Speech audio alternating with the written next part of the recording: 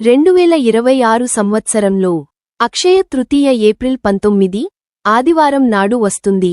దృక్ పంచాంగం ప్రకారం తృతీయ తిథి సమయాలు మరియు బంగారం కొనడానికి శుభముహూర్తం వివరాలు ఇలా ఉన్నాయి. తేదీ ఏప్రిల్ 19, 2026 ఆదివారం ఉదయం 10:49 తృతీయ తిథి ప్రారంభమై ఏప్రిల్ 20, 2026 సోమవారం నాడు ఉదయం 7:27 ముగుస్తుంది. కాబట్టి ఈ సమయంలో బంగారం కొనుగోలు చేయడం శుభప్రదం. ముఖ్య గమనిక: ఉదయతిథిని పాటించే వారు ఏప్రిల్ 19నే ప్రధానంగా పండుగ జరుపుకుంటారు. అయితే కొన్ని ప్రాంతీయ పంచాంగాల ప్రకారం ఏప్రిల్ 20న కూడా తిథి ప్రభావం ఉండవచ్చని అంచనా.